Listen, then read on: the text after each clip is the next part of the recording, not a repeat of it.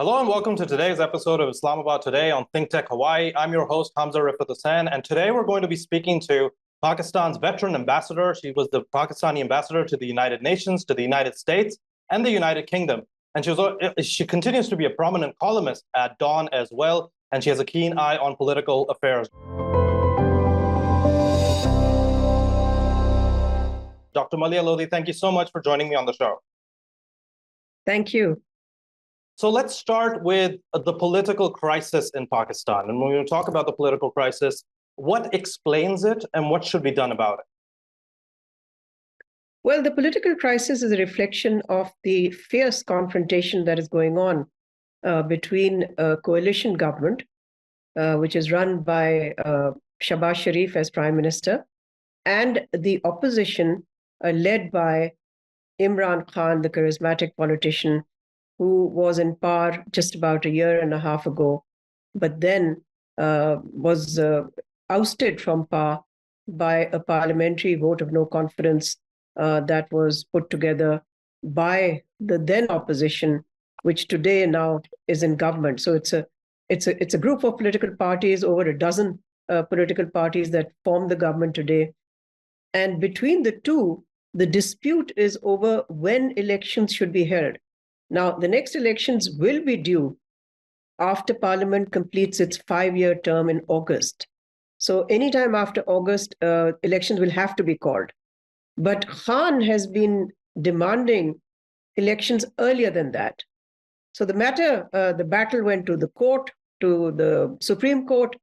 The Supreme Court ordered that at least provincial elections in 2 of Pakistan's provinces, including the largest province, Punjab, should be held in May.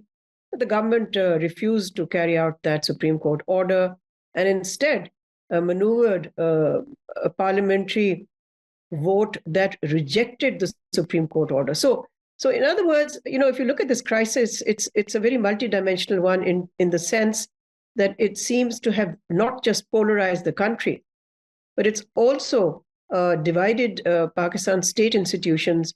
And the battle, as I said before, is now being fought in the courts.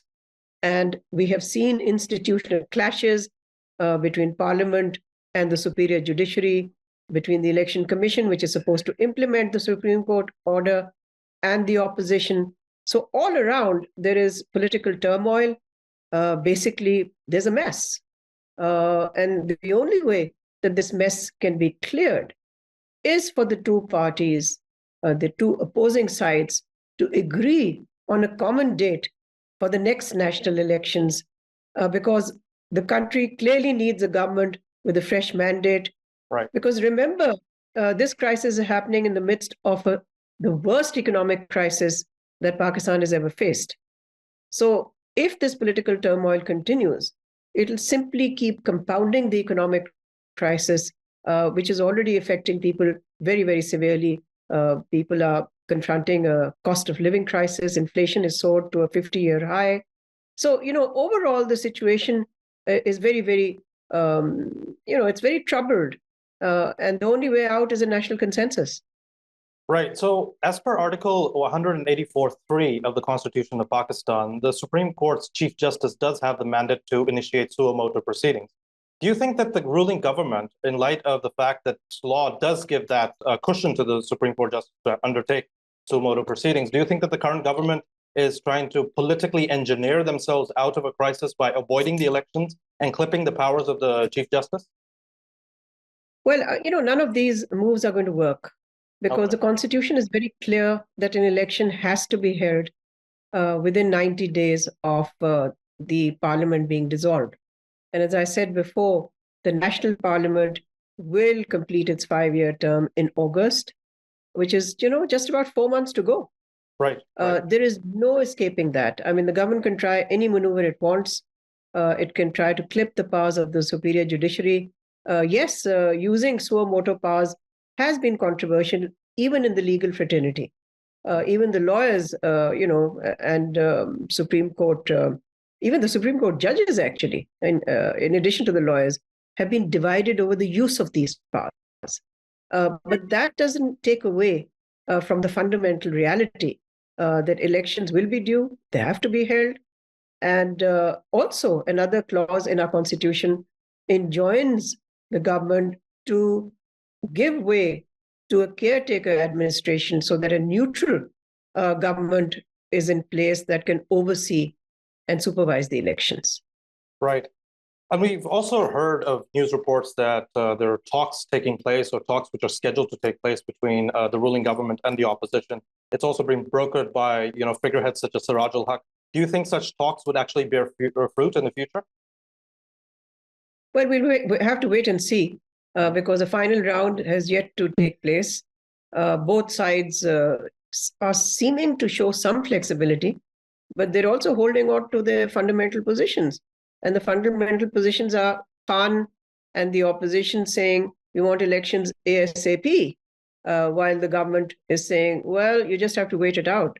Isn't long to go. Right. So I don't know how this divergence is going to be resolved. And if it's not resolved, then we're looking at a period of greater political turmoil ahead.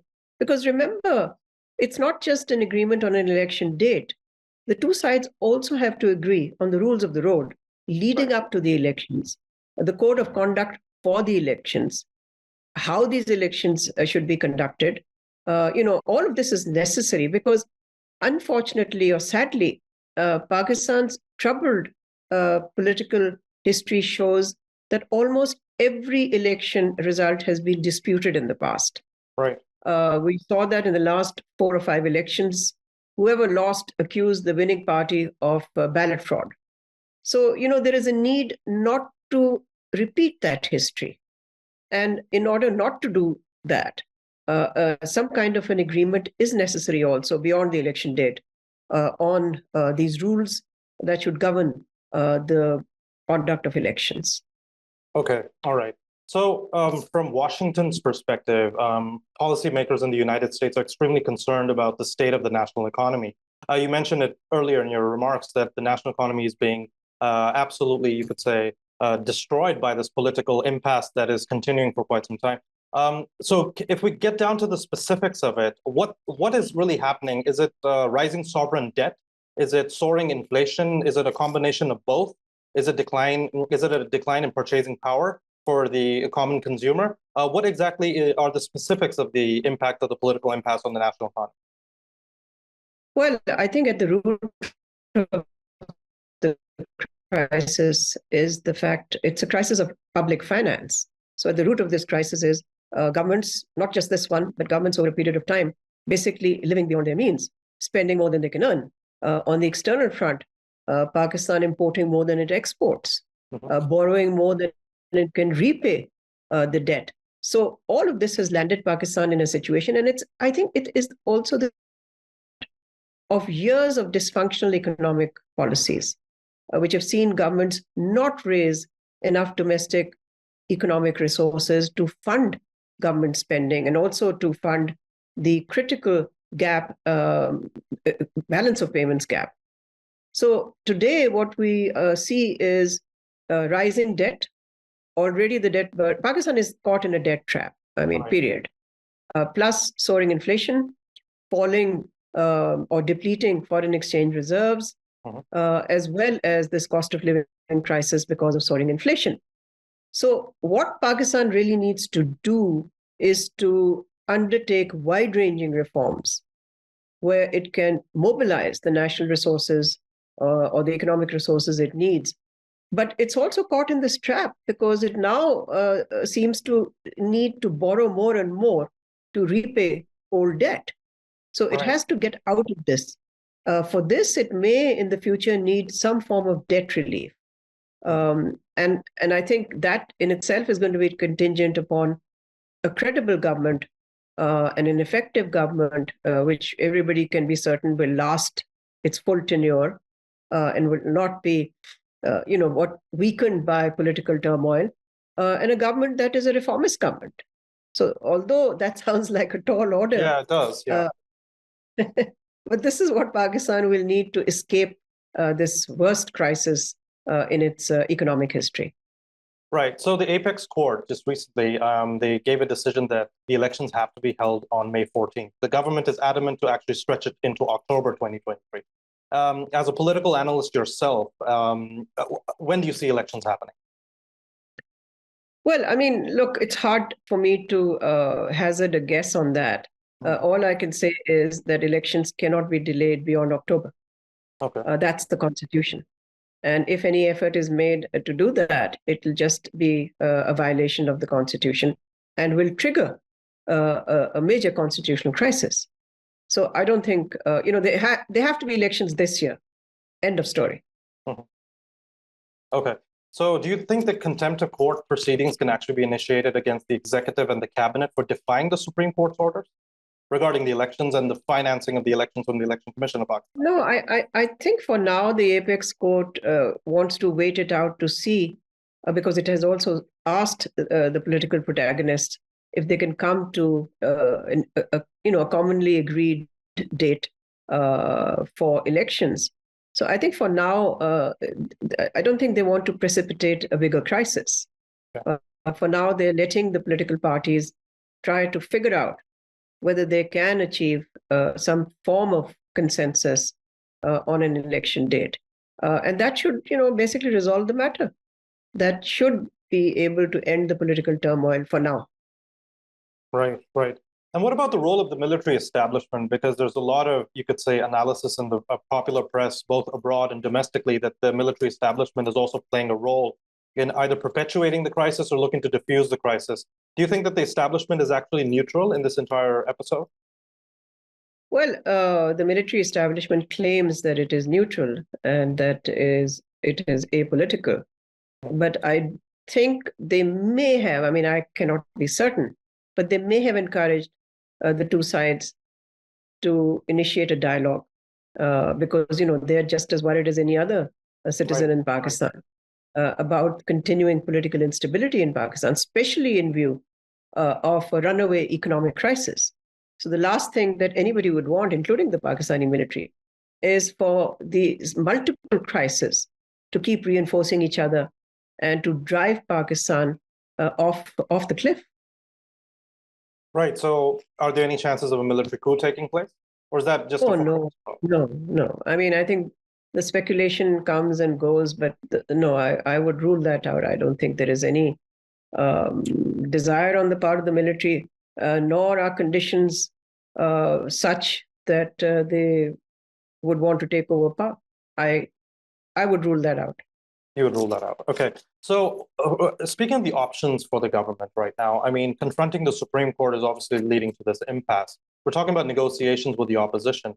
What are the other options that the government can look forward to try and make sure that they can survive and stay in power rather than, just be liable to contempt of court proceedings, or the fact that because according to many different polls, the government could actually face a lingering defeat if elections are to take place, either in May or in October? Well, whether they face defeat or not, they can't escape elections. Considering constitutionally, they only have about 4 months more to run. Right. The best and only option for them, I would argue, is to agree on an election date so that this political confrontation comes to an end. All right. So we spoke about Prime Minister Shehbaz Sharif and the coalition government, the options. So what about Imran Khan? I mean, when we talk about the Pakistan Tehreek-e-Insaf and Imran Khan, many people claim that, he is the most popular leader in this country as a result of this political crisis. Others claim that numbers need to show his popularity. I mean, it's all about what happens in constituent politics or in electoral politics, whether that translates into its success or not. So do you think this crisis allows the PTI to gain political capital out of it and allows it to actually move forward in a way that they can sustain themselves in power? Well, I think the poll numbers tell us the following, that Khan's popularity had begun to eclipse when he was in power, right? Because of the failure to deliver, especially on the economic front. Mm-hmm. But after he was ousted, there was a surge in his popularity. And the numbers, according to a Gallup Pakistan poll, show that from something like 37-38% of respondents that he was polling prior to losing power, he now is at 61% in terms of the approval rating, while his opponents are about half that number. They're in the 30s. whether it's Shahbaz Sharif or it's Zardari or Bilawal Bhutto, they all just don't cross the 40% mark. In fact, most don't even cross the 38% mark. Right. So clearly, there has been a surge in Khan's popularity.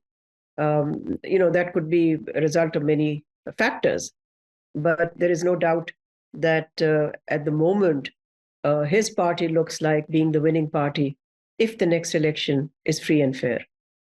If the next election is free and fair. Point taken. Finally, Ambassador Lodhi, you've written extensively about this topic, and you've been writing consistently. We've been following your columns in Dawn, and it's vivid. It explains the entire situation. You provide recommendations based upon your experience. What are the 3 recommendations that you would give to American viewers and the people who are concerned about Pakistan's political crisis on how to get out of this impasse? This impasse. What are the 3 recommendations? Well, I don't know if I can give the recommendations to outsiders. I think that's for them to determine. Okay. I think fundamentally this crisis is about Pakistan. Mm-hmm. Its sources lie within, and its answers and solutions lie within. It is for Pakistan and Pakistanis to address not just the political crisis, but also the more consequential economic crisis. Right. All the international community can do is to, wait and watch, and then be as supportive as it can when Pakistan has got its act together. But at the moment, I don't see a role for other countries as Pakistan navigates, or its leadership rather, navigates through these multiple crises. I think one of the areas where Pakistan has been seeking international help is with the IMF, because Pakistan is waiting for an IMF bailout deal, which is long in coming.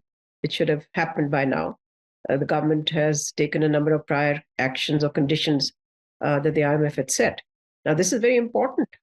This bailout deal will enable Pakistan to avert and avoid default on its sovereign debt. Right. Yeah. So this is critical, because a country like Pakistan, if it was to default, it would have far-reaching implications for its internal stability and the impact on the people, and the danger of civil unrest will loom then. There's no question about that. So I think international help in this area would be important for Pakistan as it tries to get out of these crises. Okay, and what about 3 recommendations for Pakistan then? Well, Let's the 3 recommendations. Yeah. Yeah. Well, the 3 recommendations I would say is, evolve a consensus. Okay. Support economic reform. Mm-hmm. And 3, show tolerance of your political opponent. Because without these essential ingredients, Pakistan's economic and political stability cannot be assured. So, political agreement to at least diffuse the sharp polarization that exists today. Economic reforms to make Pakistan economically stable and ensure that it makes economic progress. And thirdly, a display of tolerance of other people's views. I think these would be my, very common sense recommendation. No different from what many other Pakistanis will say to you. Yeah, that's true. That's true. It's not rocket science, is it? So no, it's not. Yeah. Thank you so much, Ambassador Dr. Maleeha Lodhi, for your time. That's it from me here on Islamabad today for Think Tech Hawaii. You can follow us on our social media pages for all the latest updates, and we will keep you posted for more insights on extremely important developments all across the world, which includes developments here in Pakistan. Thank you so much.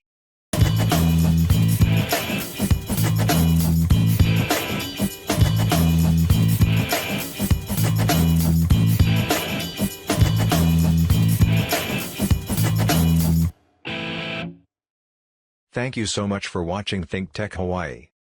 If you like what we do, please like us and click the subscribe button on YouTube and the follow button on Vimeo. You can also follow us on Facebook, Instagram, and LinkedIn, and donate to us at thinktechhawaii.com. Mahalo.